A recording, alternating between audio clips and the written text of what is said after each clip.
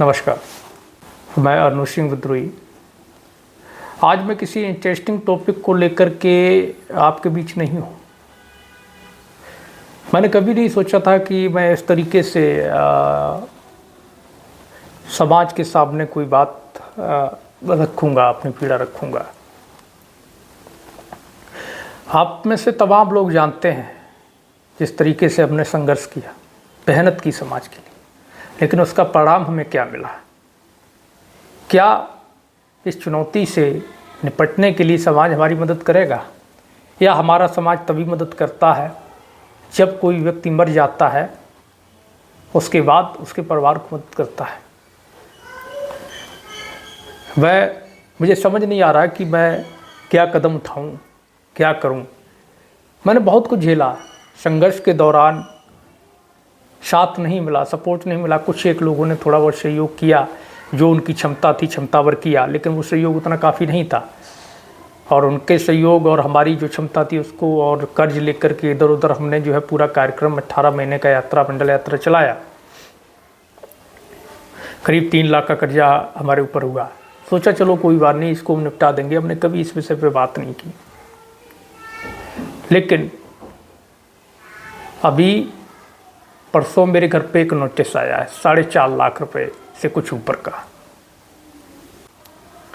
Notice किसका आया है? क्या मेरा कोई पर्सनल उसमें था? नहीं। दरअसल जब मंडल यात्रा हमने शुरू की, उससे पहले जिन लोगों से बात हुई, सब ने वादा किया था हर तरीके की जिम्मेदारी उठाने का और पूरा सहयोग करने का। मैं 2 बार जेल गया, मैं नहीं डरा। मुझे रोज़ आए दिन धमकियाँ मिलती हैं, जान से मारने की गालियाँ मिलती हैं, धमकियाँ मिलती हैं, FIRs लॉन्च कराने के प्रेशर्स मेरे खिलाफ़ किए जाते हैं। मैंने कभी नहीं डरा, यहाँ तक कि जान से मारने की धमकियों के पलटवार करते हुए मैंने सर पे कफन बांधा। मैं इन तमाम चीज़ों से कभी नहीं घबराया, कभी नहीं डरा। जेल जाने से कभी नहीं डरा, मुकदमों से मैं कभी नहीं डरा, जान जाने से मैं कभी नहीं डरा कि कोई मुझे गोली मार देगा। और ये सब क्यों हुआ? केवल समाज की लड़ाई लड़ने के लिए।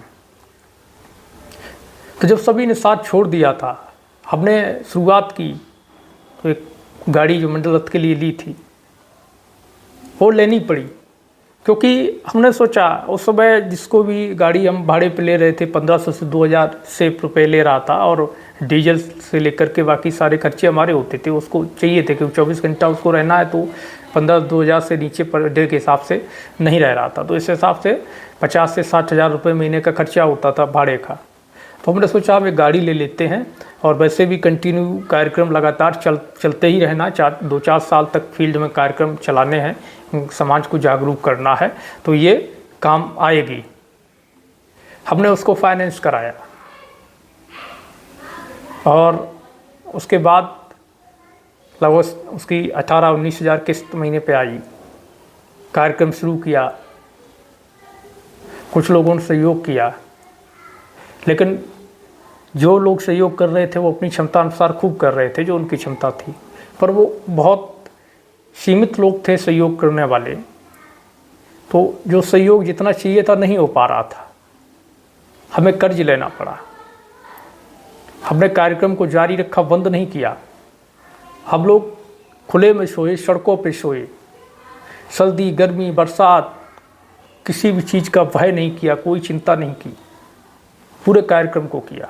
हम जब मैनेज करने की हमारी क्षमताएं जवाब देने लगी, फिर भी हमने हर संभव इधर उधर से उठा धर के जो है कार्यक्रम को जारी रखा, और पूरा 17 फरवरी 2024 तक चलाया। उसमें भी 17 फरवरी को समाज नहीं आया, घर घर बुलाने के बाद भी। और हमारे भाई एक चौधरी साहब और कुछ लोगों ने सहयोग मिल गया, किस्त वगैरह गाड़ी को उन्होंने जमा करने में मदद की। अगर नहीं मिल पाता तो शायद पॉसिबल ना हो पाता पूरा कार्यक्रम संपन्न करना। मैंने अपनी नौकरी छोड़ करके 2015 में वेटनरी कंपनी में 35-40 हज़ार की समाज की लड़ाई लड़ना शुरू की थी। जब मैं 2017 में मेरे साथ खुद जातिवाद हुआ, मुझे अरेस्ट किया गया, और मेरी जाति को टारगेट करते हुए एक कथित उच्च जाति के ब्राह्मण एसएचओ ने कहा कि साला जो है अहीर है, साले को जूते में डाल के पीछा पिलाओ, नेता बनता है। उसके बाद मुझे लगा जब हमारे साथ ये हो रहा है तो निश्चित तौर पर जहाँ हमारे भाई कमज़ोर हैं या SC ST अन्य बैकवर्ड की कमज़ोर जातियाँ हैं उनके साथ तो 100% होता होगा। तुमने फिर अपने जातिवादी व्यवस्था के खिलाफ मुखर होकर लड़ना शुरू किया है। लगातार दुश्मन तो बनते गए जिनके खिलाफ लड़े, लेकिन जिनके लिए लड़े वो साथ नहीं आए। वो मैंने पूरे मूवमेंट को ग्राउंड पर खड़ा किया, गांव-गांव जाकर के मैंने संगठनों से भी बात की थी, किसी ने भी साथ नहीं दिया था इस यात्रा में, मीटिंगें भी की थी। खैर तो मैंने वो व्हीकल लिया और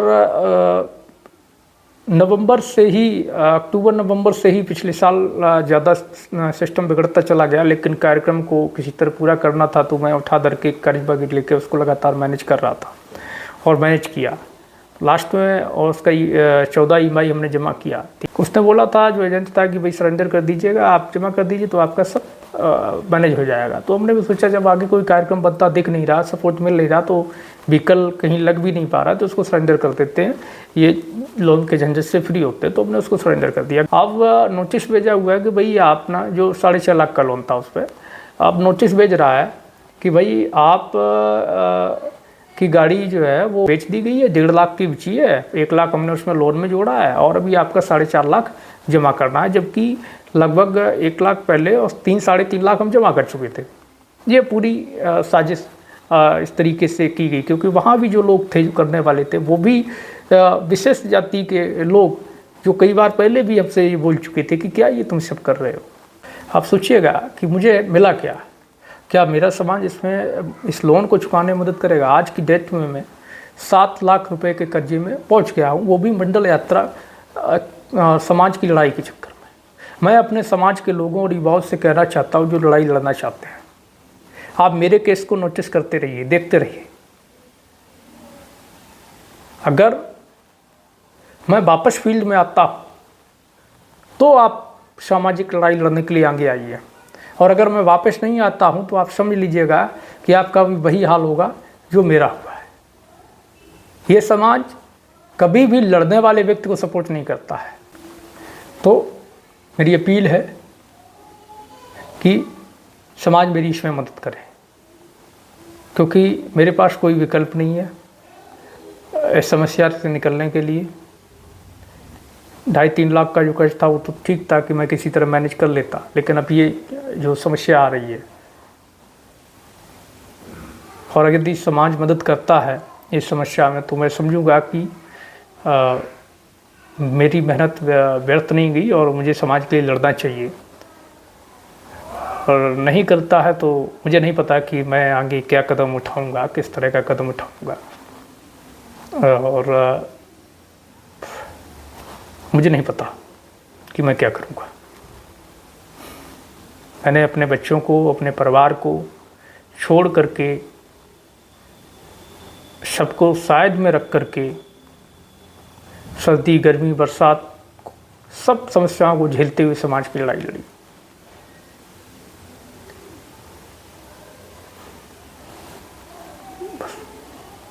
धन्यवाद।